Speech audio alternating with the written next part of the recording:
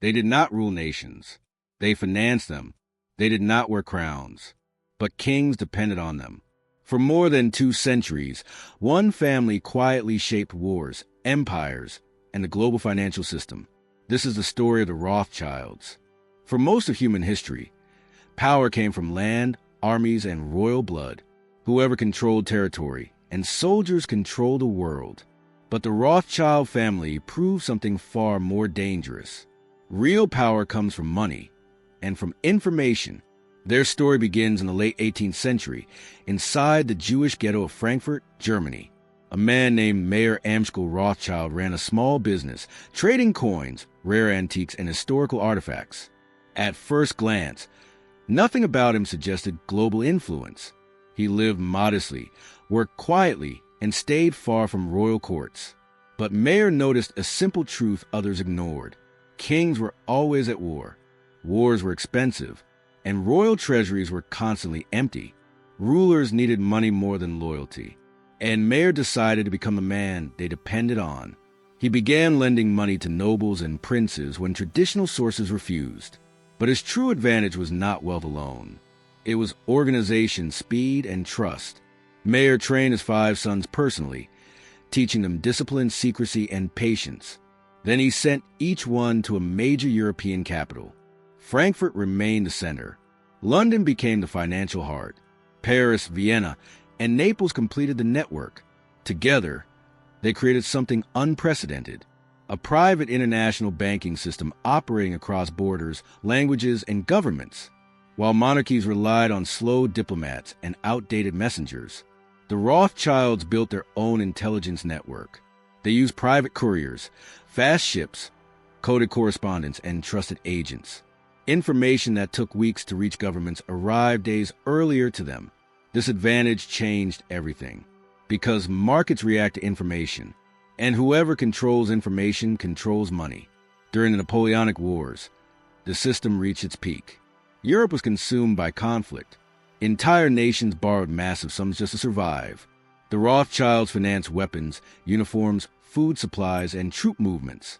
In some cases, they even financed opposing sides of the same war, not out of betrayal, but strategy. In 1815, Europe waited anxiously for the outcome of one decisive battle, Waterloo. The fate of empires depended on whether Napoleon would win or fall. Nathan Rothschild, operating from London, received news of Napoleon's defeat before the British government. The city remained uncertain. Markets hesitated. Fear spread. According to legend, Nathan sold British government bonds publicly, signaling defeat.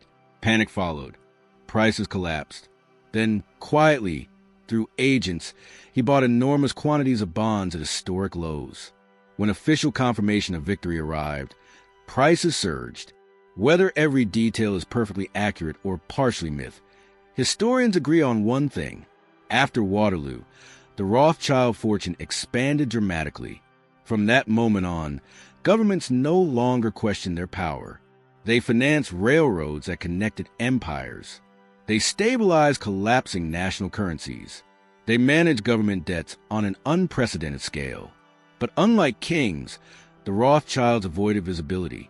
They understood that public power creates resistance. Invisible power creates dependency. They avoided political office. They stayed out of public speeches. Their influence operated behind closed doors. Governments changed. Dynasties collapsed. But the Rothschild banking network endured. By the mid-19th century, their influence extended far beyond Europe. If a nation wanted to wage war, build infrastructure, or survive financial collapse, Rothschild capital was often involved. The secrecy fueled myths and fear. Some believed the family controlled global events. Others accused them of manipulating economies from the shadows. The truth was more complex and more unsettling.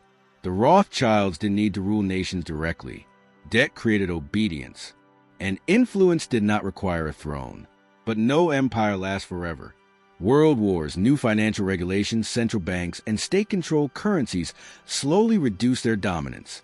By the 20th century, their centralized power had fragmented, yet their legacy remains. Modern global finance still follows systems they helped pioneer.